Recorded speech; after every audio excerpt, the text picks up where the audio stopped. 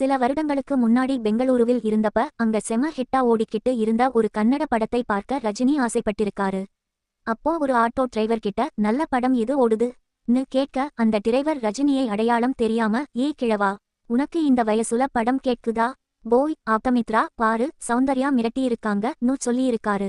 அந்த வார்த்தையை கேட்டுட்டு ரஜினி மாறுவேஷத்துல போய் பார்த்த அந்த படம் தான் ஆப்தமித்ரா. சந்திரமுகி படத்தின் கன்னட வெர்ஷன். 90களில் மலையாளத்தில் வெளியான மணிச்சித்திராதாள் படத்தின் ரீமேக் தான் சந்திரமுகி. இந்த படம் முதலில் விஷ்ணுவர்தன், ரமேஷ் அரவிந்த், சௌந்தர்யா ஆகியோர் நடிப்பில் கன்னடத்தில் ஆப்தமித்ரா என்ற பெயரில் ரீமேக் செய்யப்பட்டது. இந்த படத்தை இயக்கிய இயக்குனர் பி. வாசு தான் தமிழில் சந்திரமுகி படத்தை இயக்கியிருந்தார்.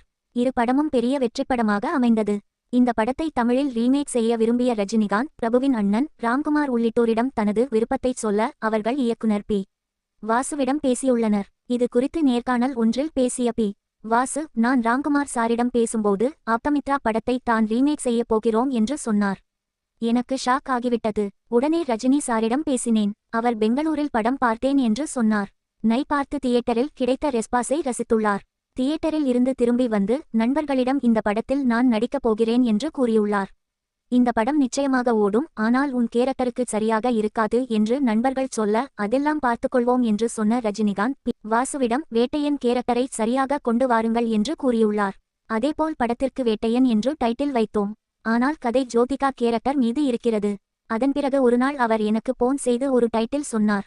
அதுதான் சந்திரமுகி. இந்த சந்திரமுகி என்ற பெயர் கூட தற்செயலாக வைத்தது அல்ல. தேவதாஸ் கதையில் அவரின் வப்பாட்டி தான் சந்திரமுகி. இந்த கதையிலும் வேட்டையன் அவரை வப்பாட்டியாகத்தான் கூட்டிக்கொண்டு வருகிறார். இதனால் தான் அவரது கேரக்டருக்கு சந்திரமுகி என்ற பெயர் வந்தது. இந்த மாதிரி காவியமான விஷயங்கள் இருக்கிறது என்று கூறியுள்ளார். 800 நாட்கள் சாதனை. படம் ரிலீஸ் ஆகுறதுக்கு முன்னாடியே முதல் 3 நாள் படம் ஆவரேஜா தான் இருக்கும். ஆனா அதுக்கப்புறம் மெகா ஹிட் ஆகும். ரஜினி கணிச்ச மாதிரியே படம் 800 நாட்களுக்கு மேல ஓடி சரித்திரம் படைச்சது உங்க எல்லாருக்கும் தெரியும். இந்த தகவல் உங்களுக்கு பிடிச்சிருந்தா லைக் பண்ணுங்க, உங்க நண்பர்களுக்கும் ஷேர் பண்ணுங்க. மறக்காம நம்ம சேனலை சப்ஸ்கிரைப் பண்ணிடுங்க.